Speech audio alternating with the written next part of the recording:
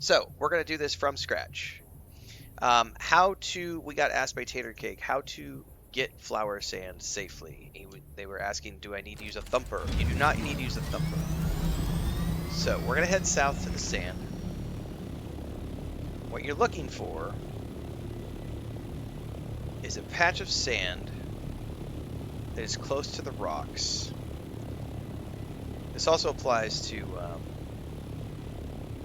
any spice blows you see. But right now, here's what we're looking for. We're looking for any sort of flower sand that is close to the rocks.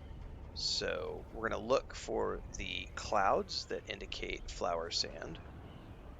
If you're driving around on your buggy or your bike, it's the same principle. I just happen to be doing this from an ornithopter. So we're going to head on over. There's a worm right there. There's a patch of flower sand right there. However, it's not close enough to the rocks for me to want to get to it. It's right down there. You can see it. Not going to go after that one. Oh, that one right there might be in. That one there might be close enough to the rocks to be worthwhile. We're about to find out. Might be close enough to the rocks to get. Looks like it is. Might be a tiny bit out into the sand.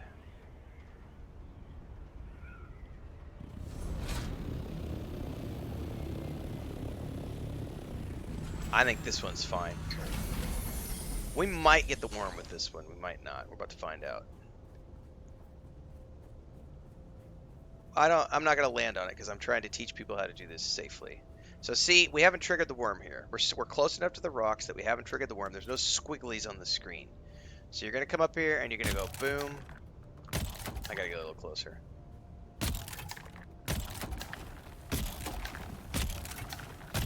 Now because we're close to the rocks, we're not triggering the worm. There's no squigglies on the screen at all. So what you're looking for is any sort of flower sand that is close enough to the rocks that you can get out to it without the squiggly marks showing up on the bottom of your screen. If there's no squiggly marks, there's no worm. If there's no worm, you can just sit here and harvest all day long until you max out your inventory space, load up your buggy, load up whatever you have. We can just see there's no threat of the worm at all here because we're not getting any squigglies. So we can just sit here and harvest. The key is finding flower sand that is close enough to the rocks that it doesn't trigger a threat. Now remember, these spawns change based on the Coriolis storms. So from time to time, these will disappear. And then if we go back to our Thopter really quick, you'll notice, we'll go back up and show you guys this. That one I wasn't quite sure if it was close enough to the edge, but it was. But there's also one that we saw right there. That one right there. That one is far enough out in the sand that if we were to land on that, you're going to trigger the worm with that one. This one right over here. That one is definitely going to trigger the worm. Now you could run the risk of landing your Thopter on top of this and trying to harvest it before the worm hears you. I'm not that type of player. I don't like to risk my buggies or my bikes or anything. So the big thing is just look for these flower patches. Are they close to a rock?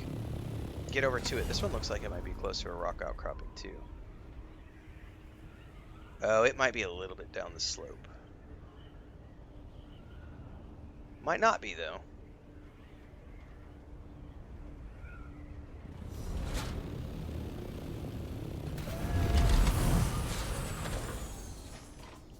Hang on, I got stuck in my geometry here. Bad buggy. Okay. Let's go down here and see. Is this one close enough to not trigger? Oh, I hear the worm. But remember, it doesn't matter if we hear... Yep, vibrations. See that? That one, this one's definitely going to trigger the worm if we try to harvest this one. So I might be able to get this edge of it. Maybe, probably not. You see that? We're pissing the worm off right now. So this one, it runs the risk of pulling the worm. However, I would also argue that we're close enough back to the edge that even though this one might trigger the worm, you're right there. One sugar wire boost, and your back and he can't get to you. So again, it's all about risk versus reward. Look for flower patches that don't have any of the squigglies because those aren't going to attract the worm. You can harvest all day, no problem. You can occasionally find spice blows that look like that don't have any worm threat. Those are rarer, but you can find them. And that is how you safely harvest flower sand without needing to worry about the worm. Yeah, you're crazy, Lucas. I'm not nearly spice hungry enough to risk my ornithopter yet. I wait for the ones that are close to a rock outcrop. I'm too scared, man. I don't have enough tier 4 stuff saved up to risk my thopter.